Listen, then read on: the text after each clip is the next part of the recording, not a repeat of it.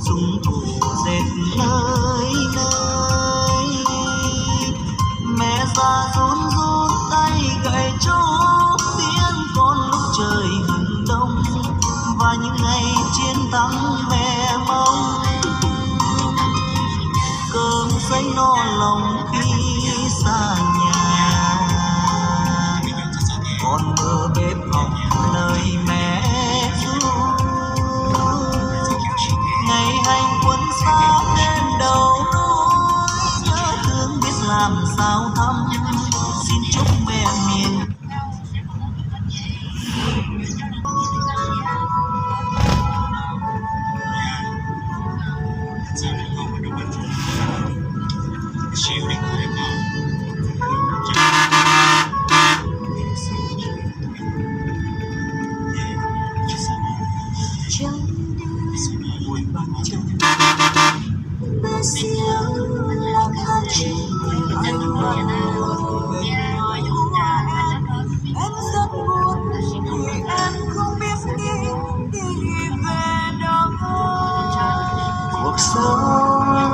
mưu sinh chỉ làm em qua cơn đói từng ngày.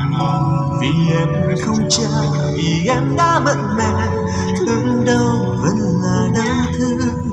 Em mong một vì sao sáng dâng lối anh trên đường đời.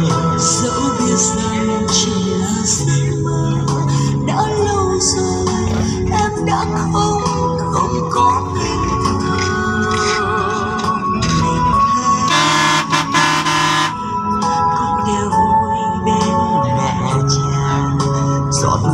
tôi rơi hòa tan với nỗi buồn bước đi trong chiều mưa.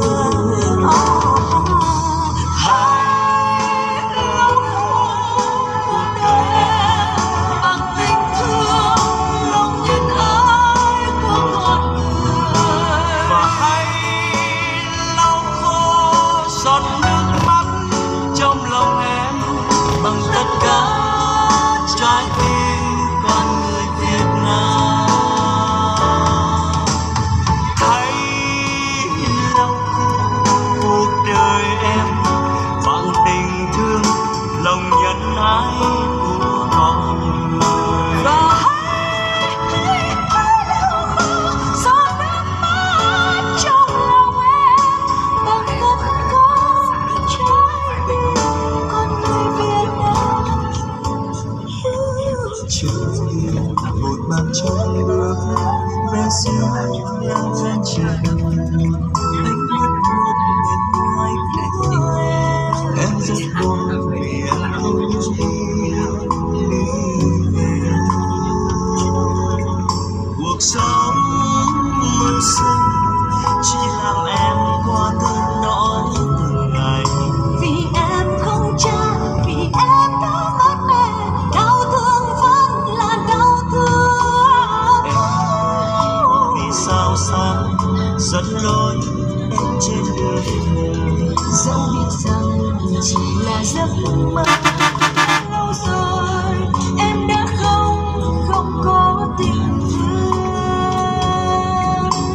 Nhìn thấy ai cũng điều vui bên cha. Giọt lệ em rơi vơi hòa tan với nỗi buồn bước đi trong chiều mưa.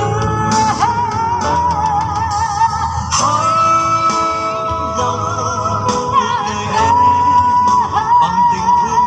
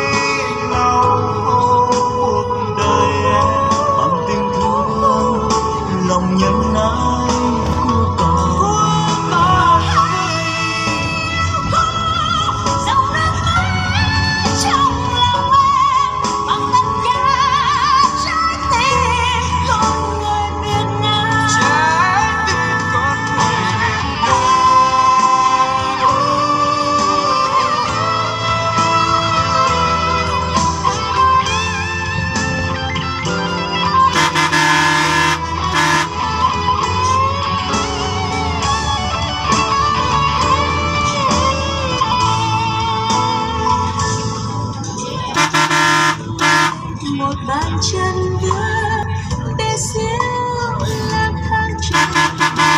Em gọi em rất buồn vì em